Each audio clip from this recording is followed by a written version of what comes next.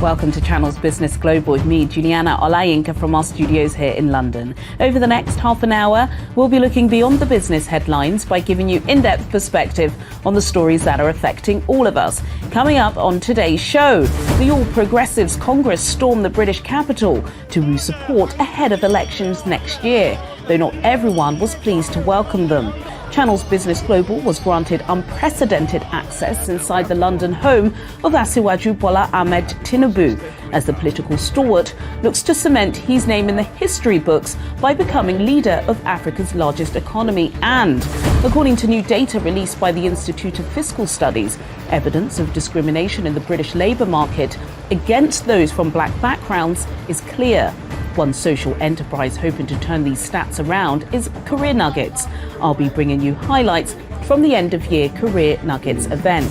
Then later, I'll be looking back at some of the biggest business news stories of the week. But first, let's start the show with a story that continues to make headlines here in the UK and across the world. The winter of discontent in Britain is here, causing misery for millions of households in the run-up to Christmas.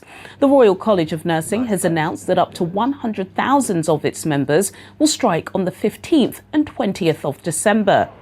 The RMT union has revealed that more than 40,000 members will stage a series of 48-hour walkouts from rail networks starting next week. And Royal Mail workers will stage 6 fresh strikes, including on Christmas Eve. These coordinated industrial actions are regarding a long-running dispute over pay, jobs and conditions. The Prime Minister insists that there is only so much the government can do. I have enormous respect and gratitude to our nurses, as everyone does, for the incredible job they do. And look, I know things are difficult right now for everyone because of what's happening with inflation. And that's why our plans that we outlined last week will get a grip of inflation and bring it down. That's really important.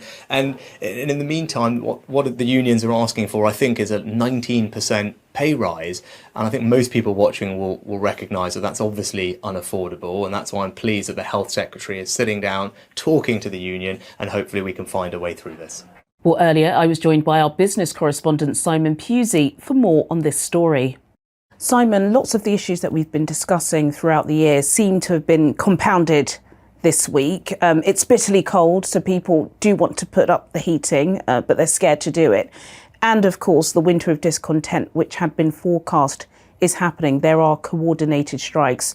The Prime Minister surely has a migraine at the moment. Yeah, well, lots of people are comparing it to the strikes in the Margaret Thatcher years, where a million days are going to be lost this December. And the last time that happened was in 1989 during those Thatcher years, when there were so many strikes, obviously more like minor strikes. Here it's more public sector. But yeah, everything coming to a head, as you say, and the highest inflation rate in 41 years is not helping. Wages obviously not growing at that rate. So that's the reason that we're seeing so many strikes. And it really is going to affect just about everyone. Sometimes if you didn't take the tube or you didn't take the bus, you might not be affected by the strikes. But this really will affect everyone, because you've got border force, ambulance staff, rail workers, Royal Mail workers, teachers, university staff, baggage handlers, like all at some point going to probably be on strike this December. So it's really hard to avoid it. And you can understand why they're doing it, of course, because inflation is going up so much. It's mainly public sector workers, as I say, and it's probably going to increase as demand grows for better working conditions and pay, and inflation continues at the current rate. We're probably going to see more of this. So I think you're right, the government does have really difficult decisions to make. And of course, the government isn't in the best position financially after that terrible mini budget recently, and then of course COVID. So you're going to see a lot of this, and you're hearing a lot of stories. Obviously, you know, I'm just sort of naming things there, but anecdotally you hear people waiting hours to get a hospital bed, and people not being seen and obviously dying as a result. So it has real consequences on people's lives, these strikes, and it depends on what side you are, whether this is, you know, the union bosses ruining Christmas for everyone.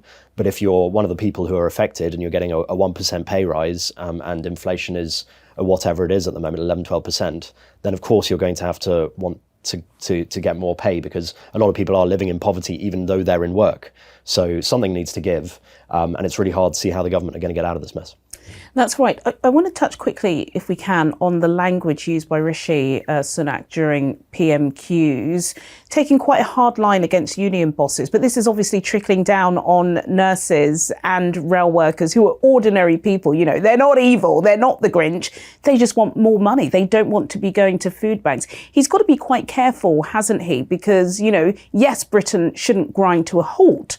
But then, of course, you don't want to be working 40 hours and then having to go to a community centre to get a tin of soup to feed your family. Well, he'll be wanting to come across as tough, of course. But remember, those people you mentioned, nurses and rail workers, they were working during the pandemic. Yeah. They were doing really hard shifts in dangerous conditions.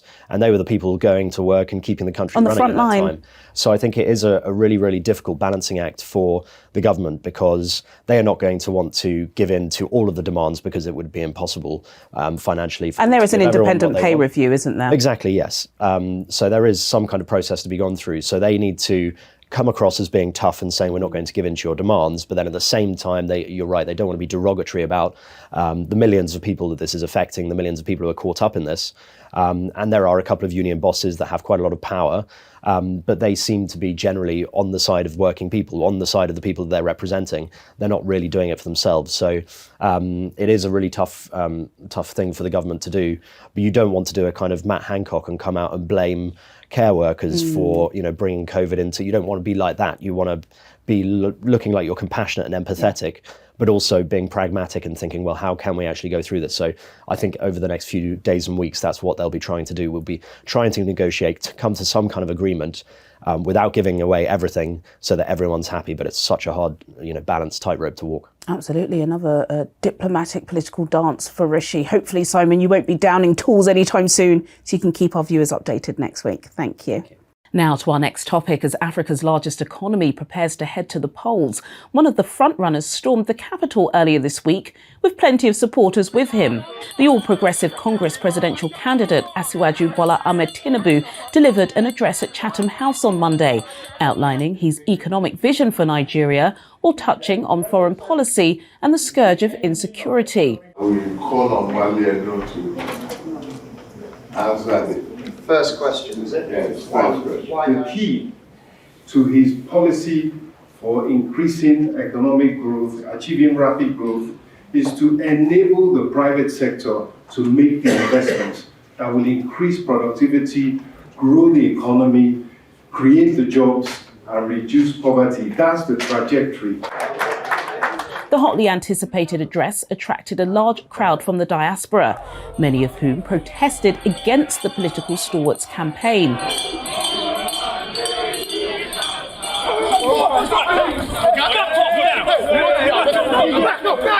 I had the opportunity to speak with Tinubu during his fleeting visit, as well as with other senior APC party members who were publicly supporting his campaign. What would you say to those Nigerians who are yet to make up their mind about whether or not you should be Buhari's successor? I want to hurry them quickly to the appeal, and they should get their PVC ready and vote for me. I'm not campaigning for any other person but for myself and my party. And that is what I want. And if you've not made up your mind by now, please do so. Finally, sir, Chatham House, this has come at a time where we are at a critical juncture in Nigeria's history, very reminiscent of what we had in 2015. How would you view Nigeria on the global stage right now? We have to work hard at it, be consistent with our foreign policy, respect our sovereignty. Very, very important to look at our currency alignment and any restriction placed by ourselves on ourselves as to caring and spending for the people of Nigeria and the welfare of all. A shared prosperity, all-inclusive goals. We'll be there. we should be the pride of our nation. It's natural for people to stay out and contemplate for some time, but with this kind of outing and with people knowing who Asuwaju is, what he has done in Lagos and what he has done to democracy in the country, will soon make up their mind and vote for Asuwaju Bola Ahmed Tinubu. If Nigeria gets it right, then Africa will be on its way. If Nigeria gets it wrong, then the Africa case will be hopeless. And so the interest of the international community is obvious, particularly those who wish Africa well. And I'm also excited that Nigerians recognize that even though they live in UK, as they say, there's no place like home, and they are interested in what is going on at home. We're about 22 governors, and most of us are here to give him support. And politics is not about the press and about the noise. Statistically, every governor has an absolute control over his political structure, particularly from grassroots. Our people vote based on the direction of leadership. And so the way we have so structured, indeed, Asuwaju is already the president in the waiting. But the strategic foreign policy trust of his administration and the understanding of the success factor that he has brought to Lagos qualifies him and gives him the moral credentials to have a bragging right to say, look, I can effect a difference. Because his recruitment structure to develop leadership by way of selecting the very best, eyes on, hands ready, to effect a change. And that's the reason why I'm supporting. As a professor, my decision of supporting him cannot be by party basis. It's not emotional. It's based on an experiential study of what he has accomplished in a very short while. Meanwhile, during a sideline event, the Lagos State Governor, Jide Sanwo-Olu, addressed Lagosians living in the capital. The state contributes at least 30% to Nigeria's GDP. This is remarkable, considering Lagos is home to only 10% of the population of Nigeria. We've provided well over 1,800 high-capacity buses. We've provided about 600 medium-capacity buses. We've provided over 1,000 last-mile buses and about 1,000, taxis, all within 3.5 years. He has done extremely well in Lagos State in terms of project.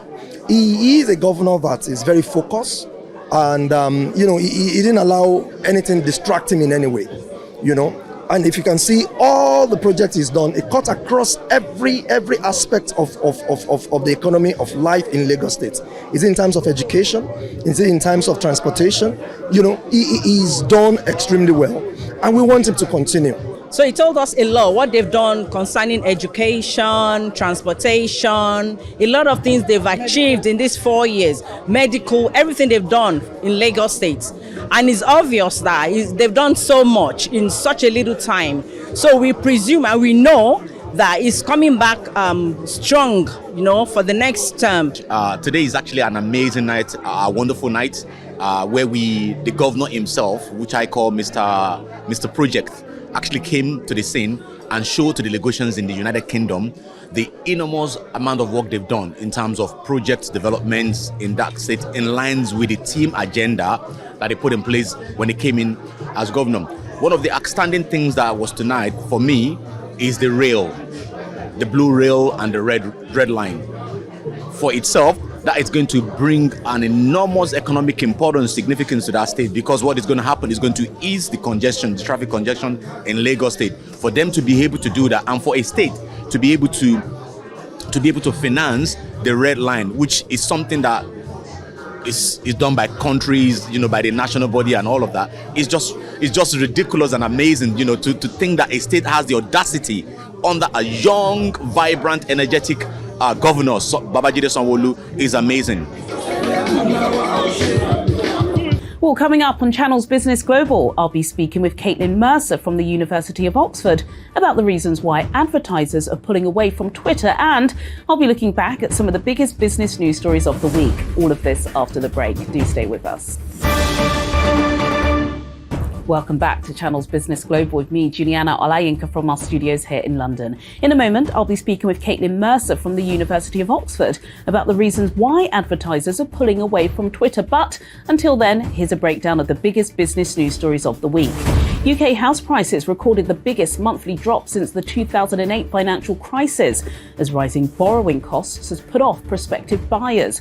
prompting a market slowdown. The average price of a home fell 2.3% in November, which is the third consecutive month of decline. According to Halifax, which is Britain's biggest mortgage lender, a typical property will set you back £285,579. China exports and imports both contracted last month as external demand continues to weaken and a worsening COVID outbreak disrupted production. Exports contracted 8.7% in November from a year earlier, following a 0.3% decline in the previous month. The bleak data follows an announcement from authorities that a series of lockdown restrictions will be eased. It is hoped that the move will stir investors and demand will be lifted in the world's second largest economy. Wordle was the most searched term on Google search this year, according to the site Trend Year in Search Roundup. The game became a viral hit late last year after players started sharing their love for the vocabulary puzzle on social media. Globally, the top 5 Google searches were Ind vs SA, a cricket match which came in at number 5, Queen Elizabeth came in at number 4, Ukraine came in at 3rd place, and another cricket match, India versus England, came in at number 2.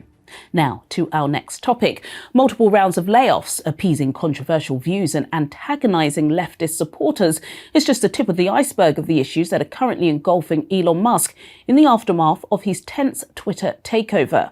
Advertisers and users alike are pulling their support from the once incredibly popular platform over fears about how far the billionaire entrepreneur is prepared to go in order to promote free speech. Caitlin Mercer, an associate director of the Journalist Fellowship Programme for the Reuters Institute at the University of Oxford, joins me now from Oxford for more on this story. Caitlin Mercer, it's an absolute pleasure to have you on Channel's Business Global. With Twitter, so much to keep up with. There was some breaking news overnight. Firstly, Elon Musk is no longer the world's wealthiest man. I don't know what that means, but there was a pretty serious report from the Washington Post saying that ads for around 40 high-profile brands, including the US Department of Health and Human Services, have been spotted on Twitter pages of white nationalists. Caitlin, how did we get here? Thanks, Juliana. It's an important question. I think we should first acknowledge that programmatic ad issues like this are not a new problem, and it's not unique to Twitter as a platform. The Washington Post has had their own issues with programmatic. Yeah. What is unique about Twitter is the active dismantling by Elon Musk, a self-described free speech absolutist, of safeguards to prevent these issues.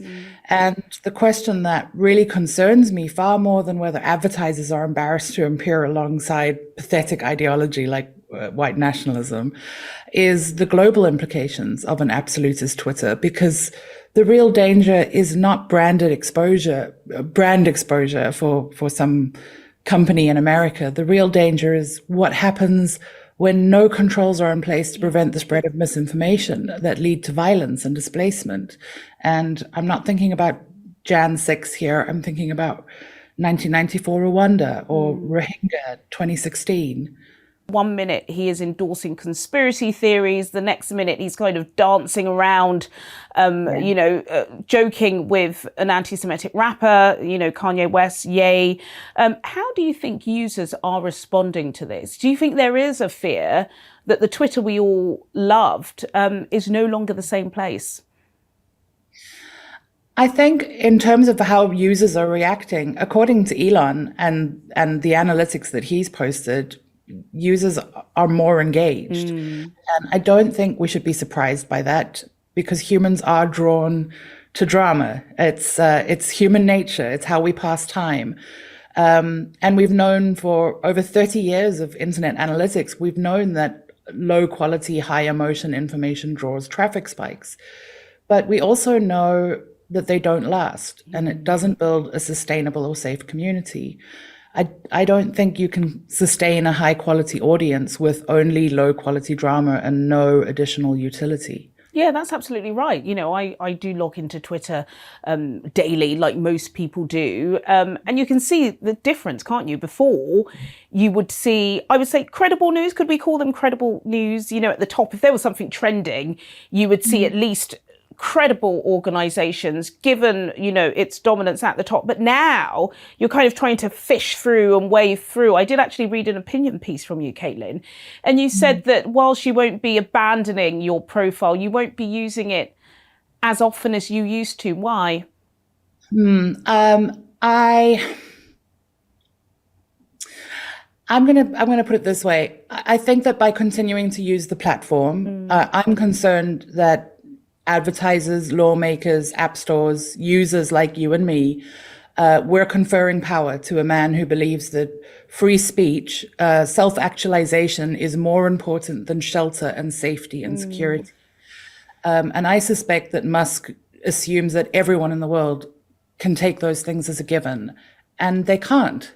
Yeah. And now I want to be the first to admit that's a really pessimistic outlook, and it does fail to take into account what's going to happen to the many communities that have come to rely on this platform. So I acknowledge that it's flawed. The truth, I hope, is probably somewhat less extreme, but I'm concerned that more people aren't more concerned. Caitlin Mercer from the Reuters Institute at Oxford University. Thank you so much for your insights today. Thanks, Juliana.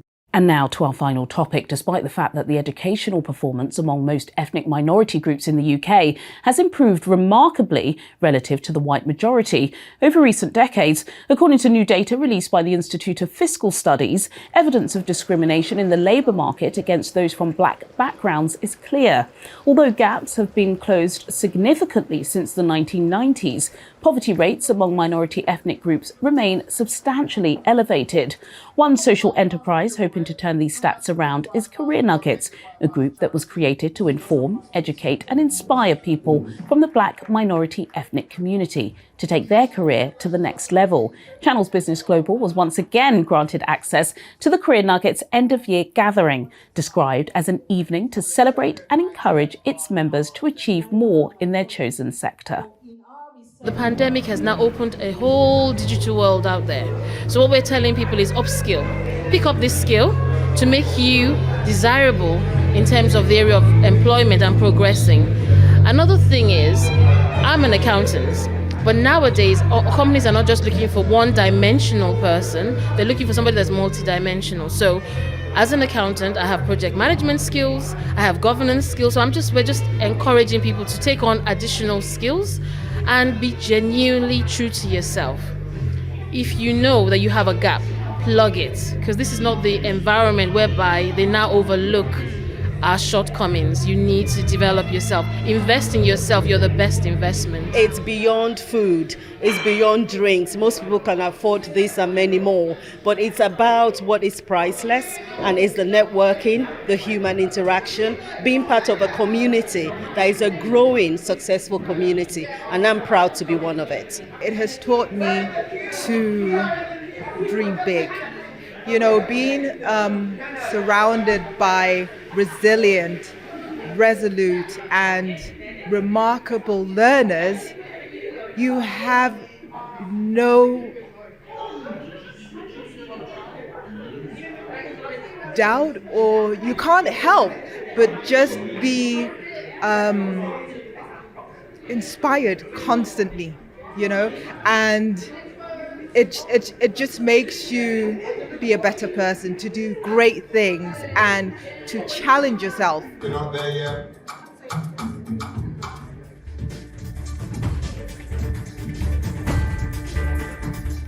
Well, sadly, that's all we have time for today. But as always, do get in touch with your comments and suggestions. I'll see you at the same time next week for more in-depth business analysis on Channels Business Global. Goodbye.